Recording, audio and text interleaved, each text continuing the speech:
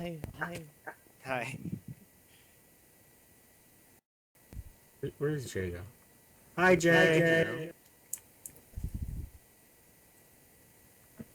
We want this It's on not like just channel any 15, J, right? it's a Trophius J. Real. What does that even Oh mean? my goodness, you're so tiny. What does Hi. Trophius mean? Small. Alright, I should probably get my thing ready for Emmy. Ready for Emmy. That rhymes. I am a Merc. Hello. It's an interesting name. Thank you.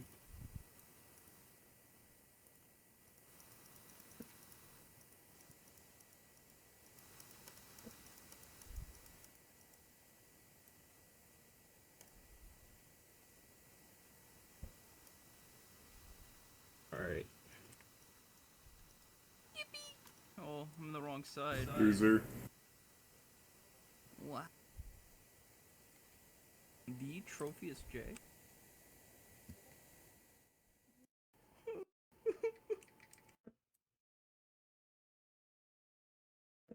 I don't have a charge. I just have a gun. I've killed Sewell. There it is. Sewellplex. Sewell Flex many times with the gun. Sewell Ice is my favorite mod. Hey, So is Flux. Obsidian Slab. Yes. Power word! Kill!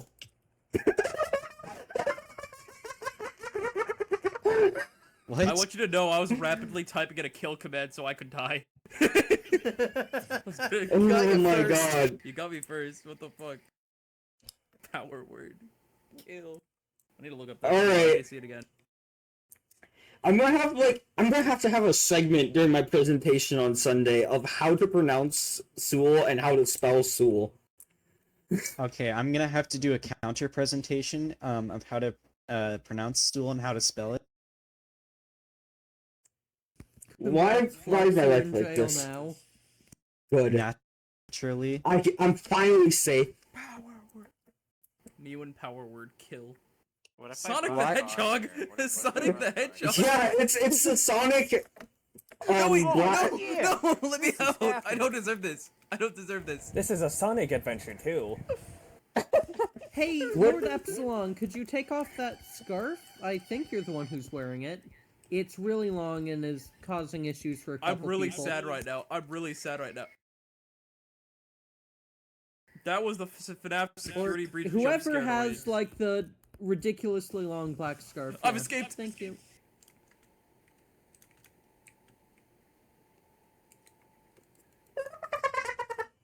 My freedom is real. Oh my god! DualSense controller was disconnected and 8-bit Do controller was disconnected? I don't even have an 8-bit Do controller. Ouch. Are you like using like an NES controller or something? No. And yeah, Asik, I am going to record this one. Coming up. Personally, I'm using a Wii remote to play Minecraft. Base. The only way, Yeah, me that's too. the right way. That's the right Jay, way. why do you like this? In order to eat, you have to like eat your Wii remote. I'm out of here. Do a flip. Try to look at. Alright, I should probably get in the spectator and stop my stream. Hey, mic check. Am I audible? Yeah, I mean, Yeah. Ouch. if you can give me about like a minute, by the way, I'm gonna help record for this, so. Yeah, no, it doesn't start Got for a a couple can of minutes. beans on my head. Beans with it. Means. Also, Ella, it's channel 15, right? Yes. The item givers Channel 15. automatically have it on 15. Sounds Yeah, good. there should be one in the display, so... Why did you're channel good. 16 play a cave sound? What was with that? Why is it Don't worry just about constant it. cave sounds? I don't know. I wasn't Don't paying worry attention. about it, it's probably fine. Okay. There should It's be Hero one with Brian, a guys. number It's Hero station. Brian. Hey, I got the headphones. I need to tune in Ooh. to channel 16 immediately. I don't hear anything. I'm really sad about this. My day is ruined.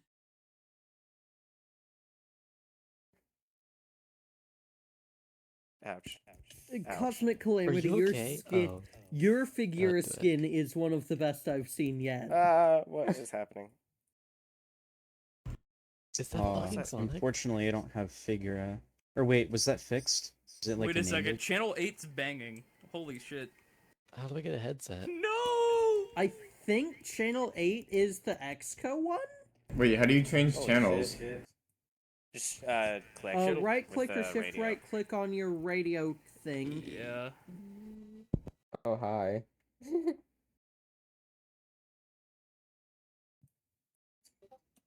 Wait, I don't I just have have a to radio know. thing.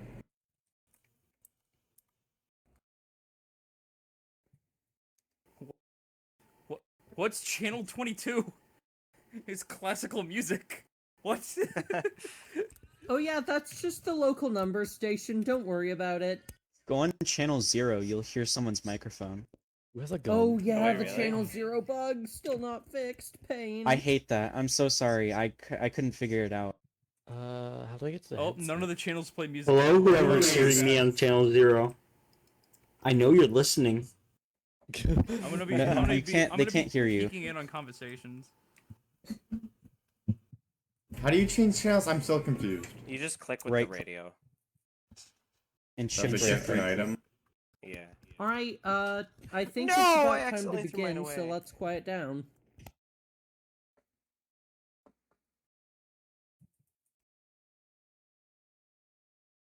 Let me know when the recording is ready. Oh yeah, channel 0 is kind of like an NSA channel, yeah. Let's just pretend that. It's a feature, not a bug. Oh shit! I'm gonna reload. Yeah, Quad, I'll boost my mic. I'll be back. Oh, people are getting microphones? What the hell? Alright, how is this for volume? Sounds good. I can hear you. Yeah, audio's good. Hey. What the fuck did I just do?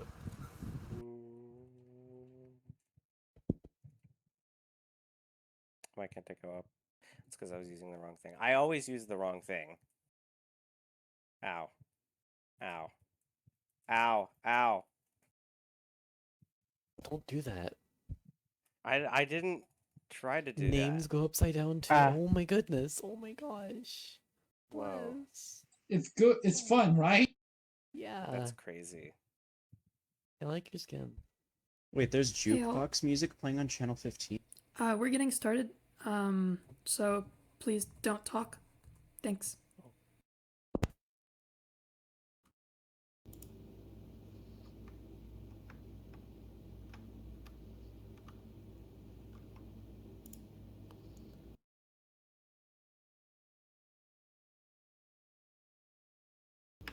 Alright, just gonna check one more time that the recording is all good, and then we can get started.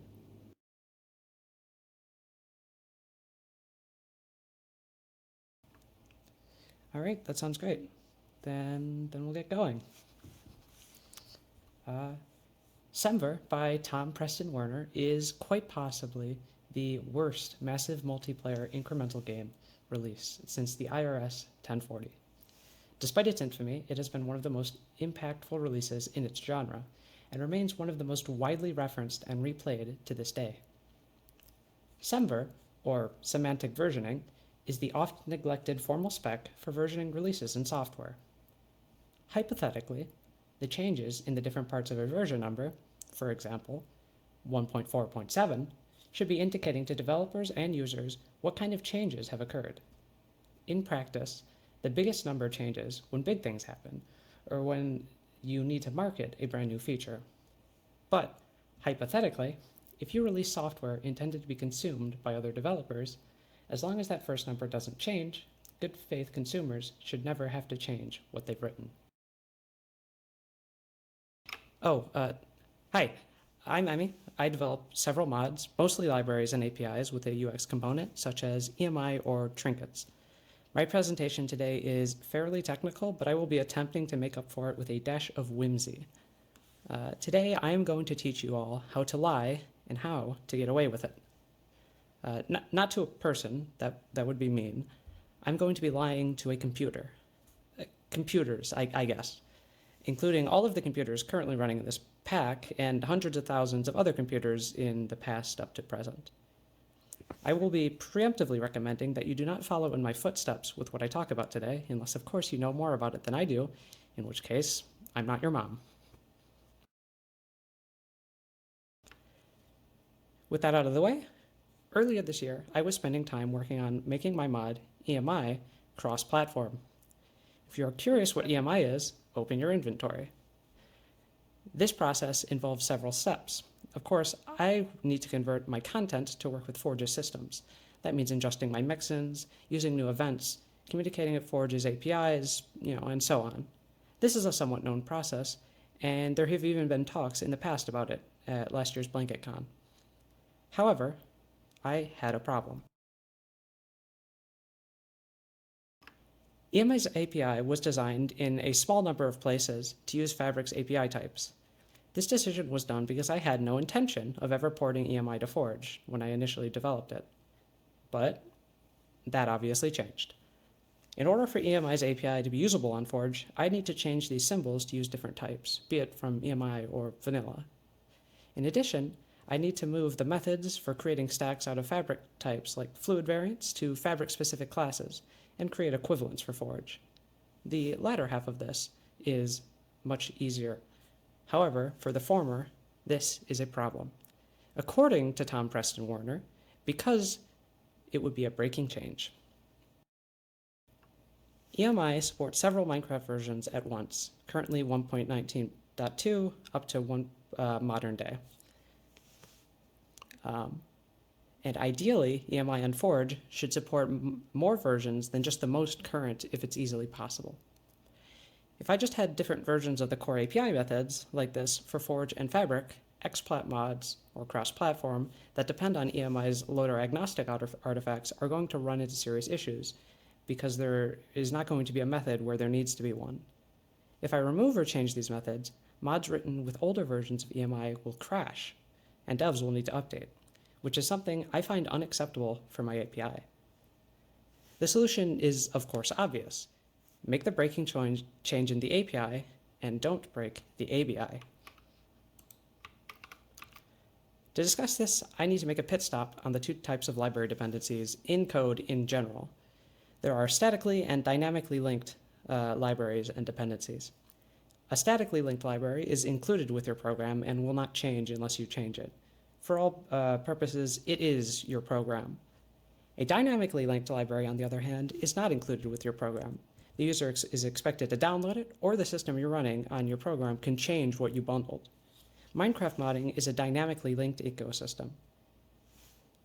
If a mod depends on EMI's API, EMI can be updated and changed by the user to a later version with newer features. And mods should be expected to continue working, at least within the same Minecraft release. This is what Semver did not prepare you for. See, there are two types of cross-version compatibility when it comes to dynamically linked dependencies. If a library changes the name of one of its methods, your old code is going to break, because when you update, the old name doesn't exist anymore. However, if a library changes one of its types from a float to, say, a double, or some other type that can be implicitly converted, if you do change that dependency, your code will look like it works fine. This is not actually true, though. When you update the dependency, the compiler produces different bytecode from the code because the dependency signature has actually changed. As a dev, you didn't have to do any work, but if someone tried to load your old release with the library's new release, it'll crash because it expects the method with a float. As an API developer, this is something you need to be careful of. Moving methods around or changing signatures in ways that seem compatible might not be, so you need to keep in mind how your code is compiled to bytecode when you want to work with code like this, especially when interacting with other libraries. This concept is called ABI compatibility, or less confusingly, binary compatibility. So the concept is simple. Instead of changing types or moving methods causing a binary break and no API break, we want to do the reverse. I'm fine breaking EMI's API one time, specifically for 1.0.0, as long as the binary compatibility remains. The question becomes, how do I remove methods from my API, but let things continue working as normal, as if they're still there? A naive programmer may suggest something like making these methods private, but the Java runtime actually does validate visibility of methods, and the methods themselves would be trying to load the problematic Fabric classes on Forge, so this isn't actually a solution. Fortunately, we modders have a tool for this. Mixin is a library for annotation-based runtime bytecode modification in Java. As a crash course, when the Java runtime wants to load a class, it doesn't need to just grab a file that's sitting around in your jar files or programs. You can step in and give it a fake file you just made from code. For our use case, you can take a file that exists and run some modifications on it. This process in Minecraft is often referred to as core modding and is extremely prevalent. Mixin is a simple example of this is Fabric's access wideners. A developer can put a small file in one of their mods that specifies some private things they want to be public, so they can interact with them. At development time, changes will be made so the compiler thinks the symbol is public, and at runtime, Fabric will read the access wideners and change any class that is loaded so that their symbols are made public. Mixin is a bit more complex than this. It gives developers utilities to make common code changes simply, without having to manually mess with the bytecode manually. For instance, you can overwrite or replace a method with your own code to change what, say, a block or an item does. Or you can inject into a call to a method of yours inside some vanilla code.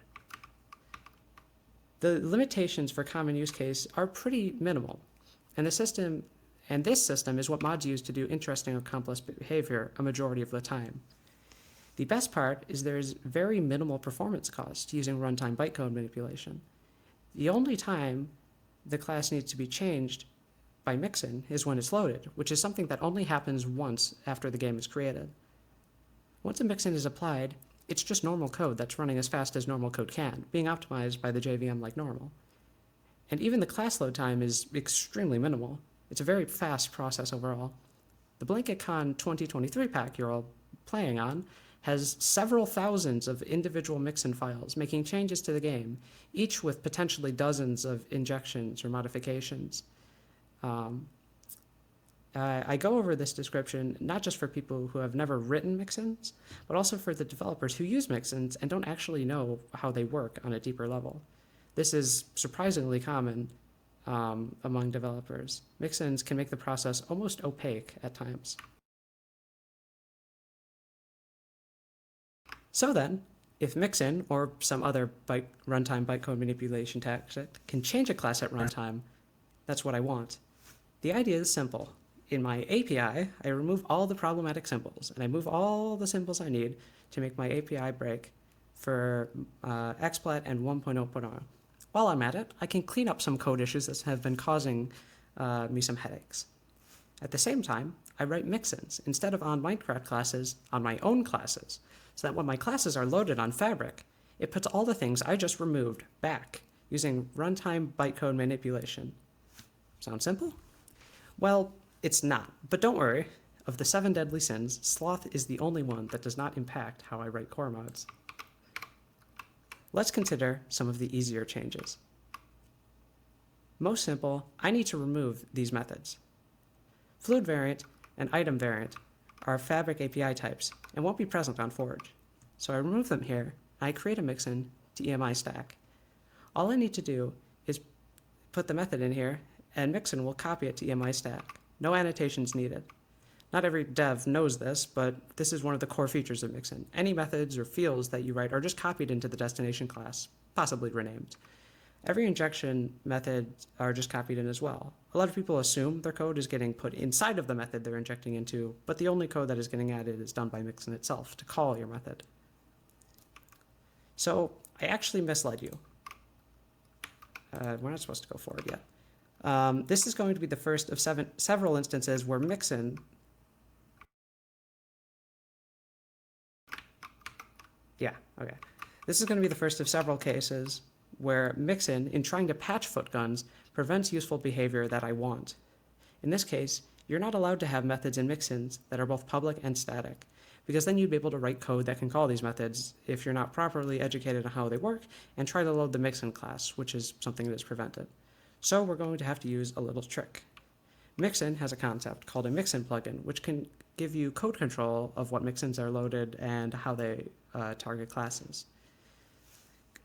In addition, what we will be using is hooks to add your own transformations.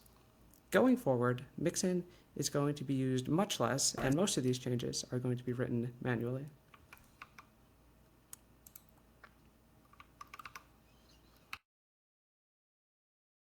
So, easy solution. Add an annotation, say @forcePublic, and put that on the private static method in my mixin. Mixin will copy that method and its annotation into the destination class, and the method for applying changes after mixins will run, and I can look for things that use this annotation, and I can just change the visibility myself, avoiding the step where mixin actually checks and gets angry if I have public static additions to classes. Voila, no more complaints, everything works. I can leverage this strategy to replace all of the static API methods I need to remove in EMI stack and more. The next problematic class is comparison. EMI lets stacks have comparison methods that determine their unique identity. For instance, all instances of Minecraft Stone are the same, but instances of Minecraft Potion should be compared by the potion effect they have. The initial release of EMI had a pretty limited and annoying implementation of comparison, and it references the fabric tri-state type, so I need to replace it. If I'm breaking it already, I might as well replace it with something good. In particular, I just want to remove the builder pattern and allow for completely custom predicates. Removing the tri-state methods is easy enough. Since they're not static, I can just make them public and put them into my mixin, and they'll copy over just fine. Same thing for the public tri-state fields. In addition, since I'm removing them, I'm going to have to inject into the constructor of the comparison and assign the fields, which is easy enough. For the builder, well, I just want to remove it, but I can't do that because I need to mutate it at runtime. Of course, I could have gone for another strategy where I whip up the class from midair, but it was easier to go with the simpler solution. I just make a private class with nothing in it, and at runtime I put everything back. I want to remove everything because I don't want it showing up in my Java doc, even if it's private. The first and simplest problem is visibility. I can just use the force public annotation from before to make the class public. Solved. A second problem is the fact that Java is going to put an empty private constructor in my bytecode, which I don't really want. It's not actually going to cause any problems, but I might as well get rid of it. So I added the @strip constructors annotation, and that is solved as well. Third, this is a builder type, so I need to reference the builder to return it from all of the methods. However, I just said I'm going to make it private. I could access widen it, but that could be transitive and ruin the whole point of making it private in the first place. And in general, I'm going to want a flexible way of referencing private symbols. Introducing the annotation that will be carrying most of my changes, @transform. @transform is going to be my general case, do what I say, not what I did button. It can change the name of any symbol, modify the descriptor, which includes field types and method signature, the visibility to replace force public, and at last there's a field for flags that I'll be using later. Visibility is simple. I had already done that to make things public, but I just need to make it able to accept different values and read from the annotation instead. In practice, I never did anything but public. Name is a little bit harder. See, it's easy for me to just change the symbol's name using my transformer when I detect the annotation, but then I run into the situation where I may have referenced it from another method in my mixin, and I'll also need to change the references there, so I need to do a pass over. This is true for descriptors as well. It's easy enough to change, but all the times the method's reference needs to be changed too. I can simply store the original value when I read an annotation and iterate through all bytecode instructions inside of all the methods and replace them if they match the name and descriptor.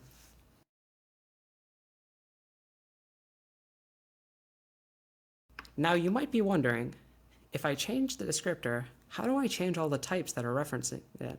If I change a parameter's type from string to item, add some integers, and change the return type, how does it handle it? That's a very easy question. It explodes. In the case I will be utilizing it, I'm not touching anything. When I change the return type from comparison builder to comparison, it's just going to work. Because I'm pushing this to the stack, the return type just happens to match. At runtime, when it tries to verify it, it'll work. Looking back on this, I'm not actually sure if Mixin would have handled this and if this endeavor was necessary for this specific method, because I didn't even try it. But I needed this annotation anyways later, so I might as well have done it. I can also utilize @transform to add constructors to my own classes. If you were to join a Mixin support channel and ask how to add a constructor to a class, you might get arrested. In Java, a constructor is just a method with the name init surrounded by angle brackets with a return type void. So all I have to do is add utilize @transform to rename one of my methods to init, and everything's great, right? I'm sure the tone of that question inspires great confidence in my suggestion, because no, actually, that's not it. If I do this, it'll crash because I'm not invoking super. In Java, classes need to call their superclass's constructor in their constructor. In Java code, this has to be the first line of your constructor. But in bytecode, this concept doesn't make sense, and you can call it from wherever you want. But wait, Comparison Builder doesn't have a superclass. Why is it breaking? Technically, its superclass is object, and I still need to invoke it. The Java compiler implicitly sneaks this call into your code, but I'm not writing a constructor. I'm writing a normal private method and changing it to be a constructor at runtime. I'm going to have to call the super manually. This is a problem, though. The Java compiler doesn't let you call init wherever you want, and this is not a constructor at compile time, so I can't just add super. We will have to add my second biggest trick, add invoke target. The way this functions is pretty simple. I write a method in my Mixin and annotate it with @invoke target. The annotation defines what method I want to actually invoke, in this case, object.init. I'm going to make sure the parameters are correct so the stack lines up, but in this case, init takes and returns nothing, so it's simple. Then, when my Mixin is loaded, I go through and remove all of the methods tagged with invoke target and keep track of what they were. Then, just like renaming methods before, I can go through all of the instructions in the class and see if anything called the previously existing invoke target methods. If they do, I replace the invoke instruction with the real instruction specified by the annotation, using its owner, name, and descriptor. It's worth noting that the constructor invokes need to use the invoke special instruction instead of invoke virtual, which is what normal instructions would do. The annotation supports setting this, but it's also just hard-coded to work for methods named init, because that's the only way you'd ever invoke them. And just like that, I can use this code to add a new constructor, which is public, and people can call, except they can't because it's added at runtime, except they can because it used to exist in an old version of my API. Does that make sense? We're not done.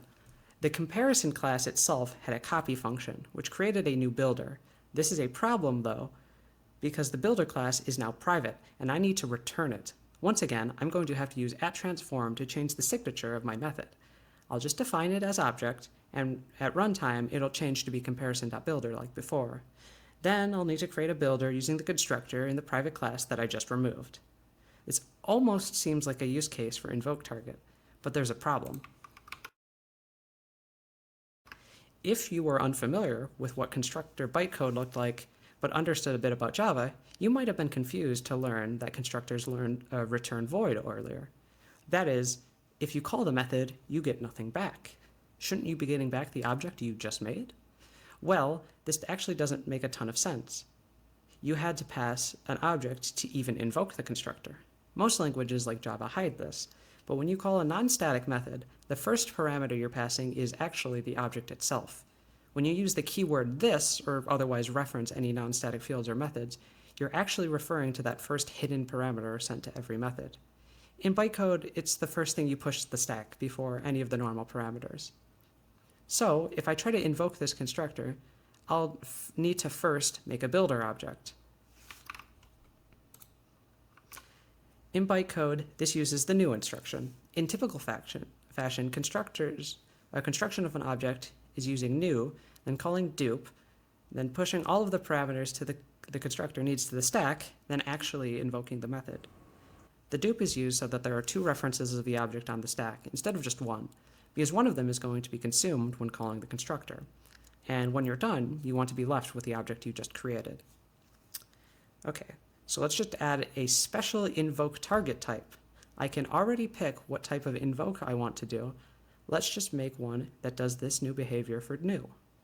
When I was describing this process earlier, you may have noticed that the parameters were put on the stack after calling new and dupe. If I'm going to be replacing the bytecode for a normal method with a new, I need to put those new and dupe opcodes before the first parameter on the stack. And that is actually pretty difficult. See, there's nothing that says all the parameters are just put there normally in order. If you've written code, you've invoked a method to get a parameter for another method before. The stack, halfway between putting the next method's parameters on the stacks, will start putting the parameters for another method on the stack, then invoke that method to get the parameters for the outer method call. It's a bit confusing. It's not unsolvable, but I really didn't feel like solving it, so I created a simple hack. When I create a constructor at invoke target, I'm going to have at the start an object parameter that's just a placeholder for the object we need to create. And it will return an object as a placeholder for the object we're left with after invoking the constructor created from the dupe. When I call the @InvokeTarget method, I'm going to pass a constant field, mixinPlaceholder.newDupe. In my transformer, when I'm replacing an @InvokeTarget call, if it's a constructor, I'll go backwards through instructions until I find the load field instruction that references the static field newDupe. I'll delete that instruction, and using the information from the InvokeTarget annotation, replace it with a new and a dupe instruction. At this point, the stack is going to correctly be in the state it needs to be, and any code that deals with the InvokeTarget method will just work. So there's that. Using this, I can now implement the comparison.copy method that invokes a constructor. I also need to invoke the private comparison constructor in the builder, so I'll just use the same procedure there. Let's look at another example. Here is the inner class, emistack.entry. The entry system used to represent a more concrete type that could be associated with a stack. On Fabric, it was using item variants and fluid variants, fabric types, and the system was mostly vestigial, so I wanted to just get rid of it. Here uses the same process as before. Remove everything from a class, then put it all back with the transform at @InvokeTarget. In this instance, I use the flags field for the transformer to do stuff like make a final field or make a class abstract. But this is a special case. This was a superclass for several other types that I'll be doing this with, so I need to add a new annotation. Introducing @extends. It should be self-explanatory, but all this does is change the superclass of whatever I'm mixing into. This is really simple in Java. It's just a one-line change in the transformer. You just have to make sure you're playing nice and overriding all of the correct methods if you're overriding an abstract method or an abstract class. There is a reason that Mixin doesn't let you do this. @InvokeTarget lets you specifically say super instead of specifying your superclass, and it'll figure it out for you because it can know it during the transformer time. And it layers fine with @extends. So the constructor is calling is working perfectly, and it's extending the class as I want. Here's what the final fluid EMI stack mixin looks like. There's a lot going on here, but it's all just utilizing the stuff I've already discussed.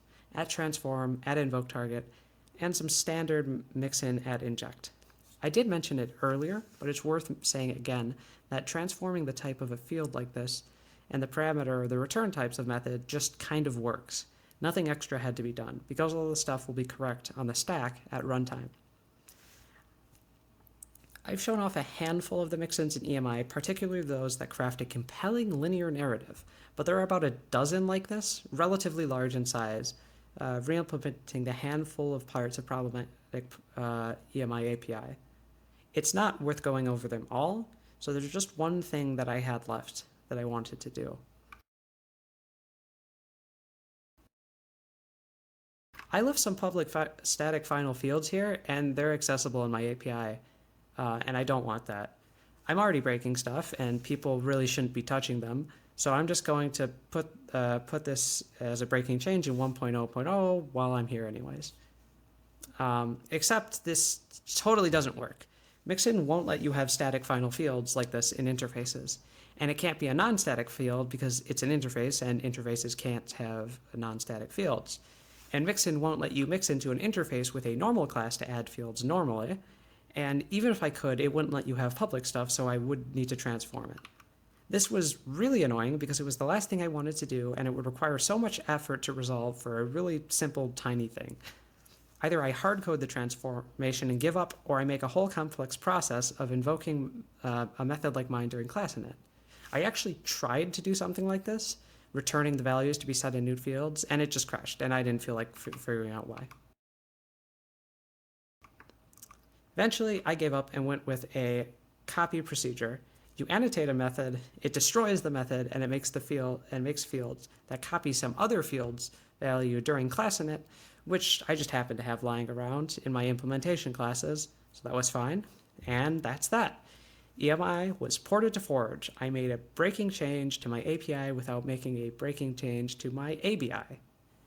It's actually still in the 1.20 version of EMI, despite being totally unneeded, because I've never released a version below major version 1 in 1.20. I just haven't felt like taking it out because it took so much work to make. Due to this, I'm proposing a two-dimensional version number system I've been working on called Semver2, under which EMI is now in version 1.0.4, 0.8.3, 20.1.5. I'm anticipating this receiving large-scale adoption among both hobbyists and professionals. With this, I can go to my closing thoughts. So, was this a good idea? Yes, it solved a problem. And it was also really fun to do.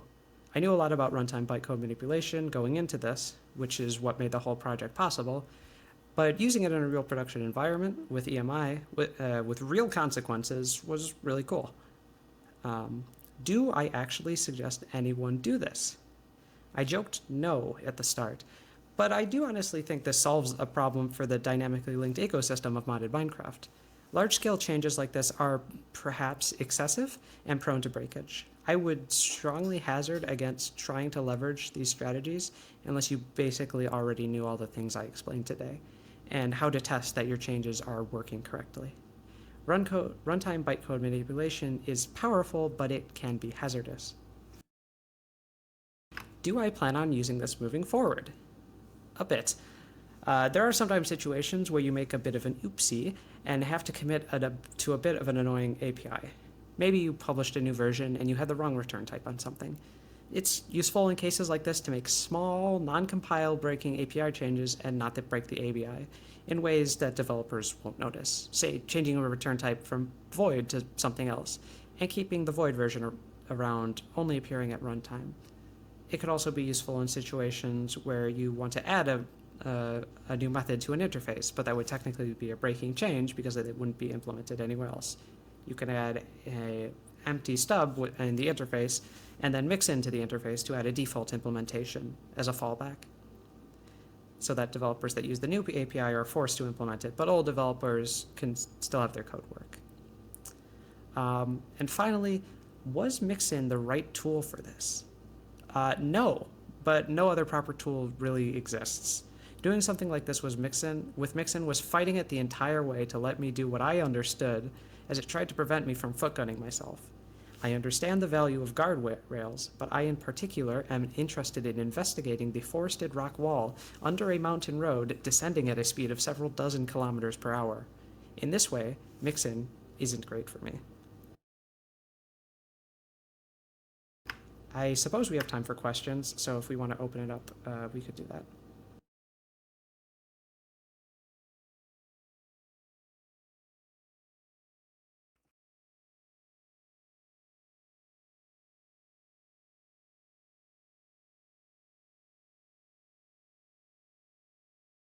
Also, I have no idea how to accept questions.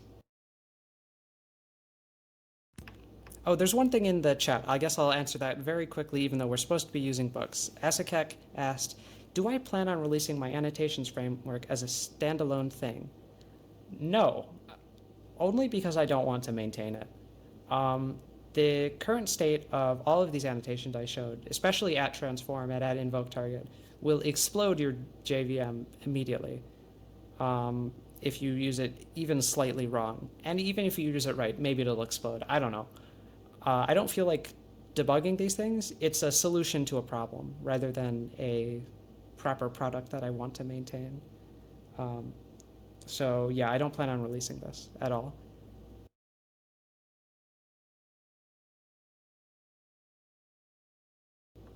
Okay, yeah, so I have some questions on my slide now. Is there a way to include these extra mixin annotations in our project so that the system seems cool and I'd see some uses for them? So yeah, what I already said, no, there is not, I'm not going to be releasing this publicly, but I don't have any claim on the concept of modifying classes. This is just kind of a thing you can do with Mixit. So I'm sure there are existing libraries that may have annotations that do some similar things, or they could re-implement some of these features.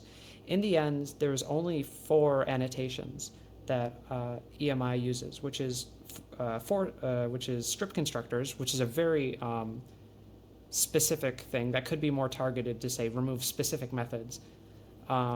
There's transform, which does a variety of transformations. There's inject target or invoke target, which replaces an invoke with an arbitrary target and can even handle constructors. And there's extends, which is just extends. I'm sure there's a library that has extends, and I wouldn't be surprised if there's a library that has transform. I would be kind of surprised if there's a library that has an invoke target annotation, though. There's another question. Now that we have mixin extras, are we going to get cursed mixin? From me, no. Someone can make it, though. How does Semver 2 handle mappers like HughCL? Leo, you're going to have to tell me in chat what system you're referring to. And then I can answer this question. If you mean the...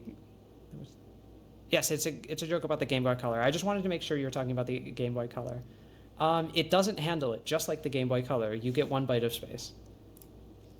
Am I allowed to yank your code and make it a library out of it? It's released under MIT, but I would also recommend that if you do, you don't copy it because, as said, it will explode your computer. Is all of this more efficient than just rewriting all of the affected API to remove breaks? This is done in conjunction with that. I did rewrite all of the API to remove, or, well, sorry, not remove breaks. I did rewrite the entirety of the API. This process was to make it so that the breaks did not impact already released mods. Because there's nothing I could do to keep this in the API otherwise, other than releasing 2 artifacts, which, as said, is not acceptable because it doesn't give first-party support to XSplit developers. How is Semver 2 different from FlexVer? Semver 2 is different from FlexVer because Semver 2 is bad.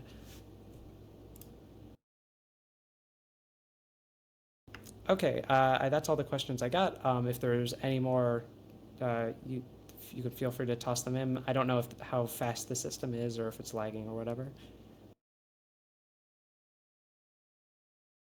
Yeah, I've got a couple more. If it's intended to correspond to the cartridge type byte in the header, wouldn't it mean that 5 is actually the MPC2 and it just says and? I don't know how to see the rest of this. But yes, it would map to the MBC2. The fact that there was a 5 there, I never said that, I actually referred to MBC5. How did you test that the re-implemented API covered all of the old API? This is actually a really good question, and I should have covered it in my talk, and I didn't. So I'll go over it now.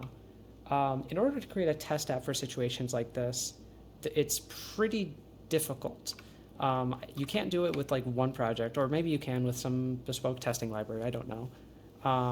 Half the time I used reflection to invoke my methods that didn't exist except they did, just as a test that I was actually putting them in manually. Half the time I actually manually analyzed the bytecode of the classes I was outputting. A utility of Bixen is that it can output all of the classes it transforms. So using this, I would take the version of the 0.7.3 API, which was the last release of EMI before 1.0.0, and I would compare it to the transformed version of the Mixin API. And if there are any differences, I would have to manually test this. A way you can deal with this is by compiling an app, or a mod, or a plugin, I guess, that uses the old version of the API and tests all the things that you want to test. And then you run it with your new version of your API.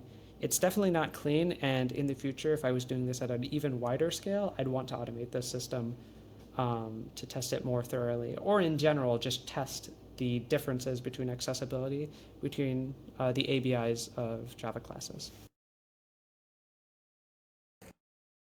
Is semver2 better than 0 over? I don't know what 0 over is. If you can type it in chat, then I can answer this question, and the answer is also probably no. Oh, 0 over. Like not releasing or not releasing versions at all? That's a tough question. Having any semblance of order is good, but my semblance of order is really bad. So I guess that's going to be a personal preference. Oh, just incrementing. No, then 0 over is so much better.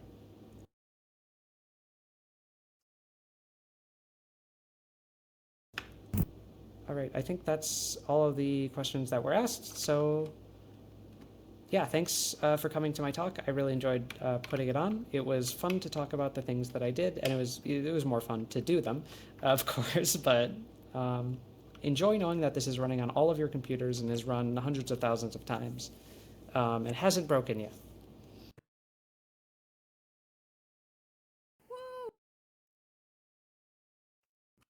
How do I clap? Is there a clap bod?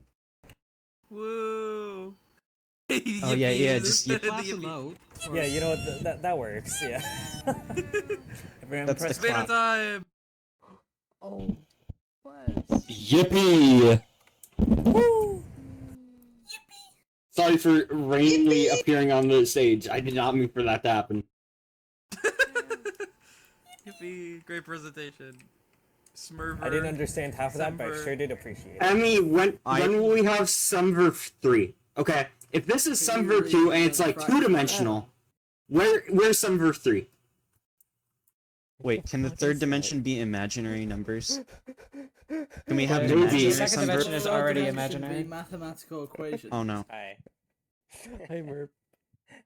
You like my car? But like, in all seriousness, Semver 2 Who has a is car? like has another dimension when you think about Have it. a car.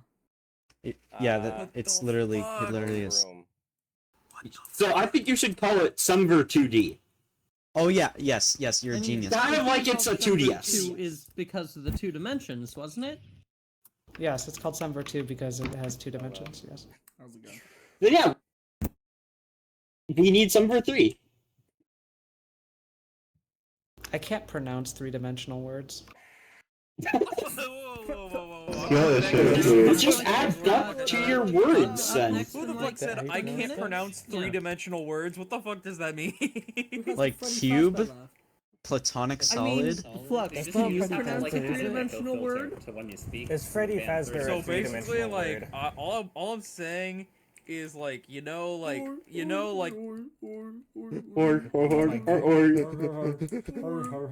Freddy Fazbear. Holy shit, that's Ort. It's Ort. Freddy for that. I thought that was funny. Bump, bump, bump, bump. I'm a bit of a Interesting comedian. three. I'm a bit of a comedian, everyone. I'm a bit of, Oh, a bit no. of a funny gal. Camellia, ain't try something. Come here. Freddy How do I get Fast out? Bear. Wait, Freddy Fazbear? I'm trapped in here. here now. Oh, God. I'm very surprised I haven't seen Uh, Freddy Fazbear sit right Figuara there. model, and I'm pretty upset. You know, they Oh, call I gotta me. get Figura really Oh, quick. I I'll saw, be right like- back. Earlier, I saw like someone um, with like a Sonic wait. 3D Okay, Blast right there instead. figure Oh, model. Pekui. Whoa. My Freddy I'm tiny Faz now. Blast. It was. Oh, that's actually hype. I'm My a- Freddy I'm- Faz Blast. I'm here to Holy shit. also be. I own a cafe, Spinner, so I think I'll be good at this. Oh yeah, this is happening. I'm still processing the Oh, words yeah. Freddy Faz Blast. Yeah, the Freddy Faz Blast.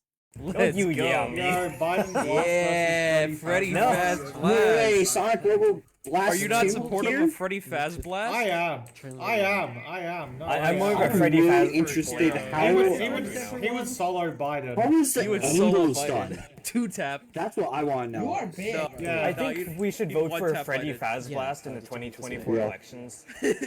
Real. should.